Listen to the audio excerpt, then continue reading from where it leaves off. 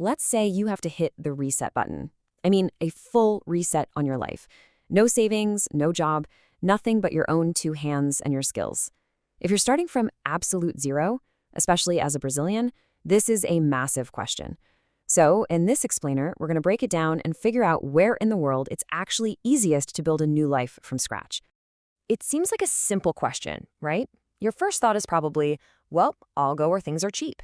You want to go where every single dollar or real stretches as far as it possibly can. The most obvious answer is to just find the country with the lowest cost of living. I mean, it makes perfect sense. Or does it? So if we pull up the raw data, a few countries immediately jump out. This index here compares the cost of living to New York City. So when you see a country like Pakistan or Libya with costs that are almost 90% lower, well, that looks like a dream come true. India and Egypt are right up there too. On paper, these look like the absolute perfect places to start over. But if you were to pack your bags based only on this chart, you'd be walking straight into a trap, a big one. Because the lowest cost of living is absolutely not the same thing as the easiest place to build a life. In fact, for someone starting from zero, it can be the hardest place. And we're about to show you exactly why. Okay, so this brings us to our first big idea. We need to understand the real cost of hitting that restart button. And spoiler alert, it has very little to do with how cheap a loaf of bread is. It's about a much more powerful idea. The key concept you need to wrap your head around is called geographic arbitrage. Now, that sounds fancy, but it's actually pretty simple. It means you strategically move your work from a place where it's not valued that much financially speaking to a place where that exact same work is valued a whole lot more. The goal here isn't just to survive, it's to create a big gap, a surplus between what you earn and what you spend. And this quote right here, it just nails it. A low cost of living means absolutely nothing if your income is even lower. The magic, the place where you can actually build a life, happens in that space between your paycheck and your bills. That gap, that's your power. That's your ability to save, to invest, and to stop just surviving. And this is where that first idea of just go where it's cheap gets completely flipped on its head. Let's look at what's called the Switzerland paradox. By every measure, it is one of the most expensive places to live on the entire planet. But the average income is so incredibly high that it basically cancels out those costs. This is that income to expense relationship in real life. And wow, this table just lays it all out. Let's talk about purchasing power, what your money can actually buy. We'll use the US as our baseline of 100. Now, look at Switzerland. Despite being crazy expensive, its purchasing power is almost the same, at 94.5. People there can afford a lot. But now, look at Brazil. The cost of living is low, sure, 35.2, but the purchasing power is even lower, at 34.1. That means the average person's ability to buy things is only about a third of what it is in the States. That, right there, is the low-cost country trap. Okay, so if chasing the lowest price tag is the wrong move, then what's the right one? Well, the data shows that there isn't just one single answer. Instead, there are three very different, very strategic paths you could take. We're calling them the path of least resistance, the path of maximum efficiency, and the stable regional path. Each one is designed for a different starting point, a different risk level, even if you're starting from rock bottom. So let's dive into that first one. So this first path is all about making things as easy as possible, non-financially. The main goal here is to get on your feet and get into the workforce as fast as you possibly can. Because let's be real, when you're starting from zero, every single day you're not earning is a day you can't afford. For a Brazilian, the most obvious choice here is Portugal, and the key number to look at is 36.8. That's its cost of living index. It's incredibly close to Brazil's, and what that means for you is no sticker shock. You already have a gut feeling for what things should cost. But honestly, the real win here isn't just the cost. As a Portuguese speaker, having no language barrier is a massive, massive head start in finding a job. And historically, their immigration laws have been pretty welcoming. But it's not a paradise. This path has trade-offs. The wages can be pretty stagnant, and the big cities like Lisbon are having a major housing crisis, which could eat up all your potential savings.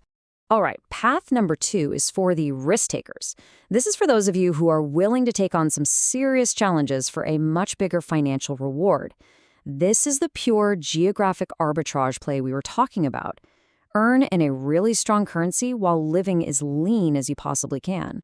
This path points to North America, but forget New York or LA. The smart move is to look for smaller cities where costs are lower but wages are still high. Take Houston, Texas. It's got a booming job market and is cheaper than a lot of the US. The catch? You're totally on your own for healthcare and you absolutely need a car. On the other hand, a city like Edmonton in Canada offers more affordable housing and great social programs. The trade-off there? Well, you have to be ready for some brutal winters and feeling a bit isolated. This path has the highest potential for savings for sure, but also the highest hurdles to get over. Now, our third and final path is for someone who has the most limited resources to start with. So forget about a pricey flight across the Atlantic. This strategy is all about looking for opportunities right next door, where just the cost of getting there is way, way lower. Taking a look at the options in South America, a few different ideas emerge. You've got Uruguay, which is known for its stability and quality of life, but it's definitely on the pricier side for the region. Then you have the total opposite, Paraguay, which has the lowest costs around. And then there's Argentina, also very cheap, but you have to be ready for an economic roller coaster. It's a lower risk, lower reward strategy compared to a huge international leap. But hold on a second. We've been talking a lot about costs you can see on a price tag, rent, food, a bus ticket, but there's a whole other layer to this that is absolutely crucial. These are the hidden safety nets, the things that don't show up on an index, but can make or break your new life. Okay, look at this chart. It shows you the difference between the official cost of living and what it really costs you. In a place like Brazil, a lot of people end up paying extra for things like private security or private healthcare. That pushes their actual costs way higher than the official number. Now compare that to a country like Slovenia. The official cost is a little bit higher, but because they have such strong public services, you don't have those extra hidden expenses. Your real cost is the same as the official one. That right there is a hidden safety net. So what are these safety nets? We're talking about things like universal free healthcare, the kind that means one illness won't completely bankrupt you.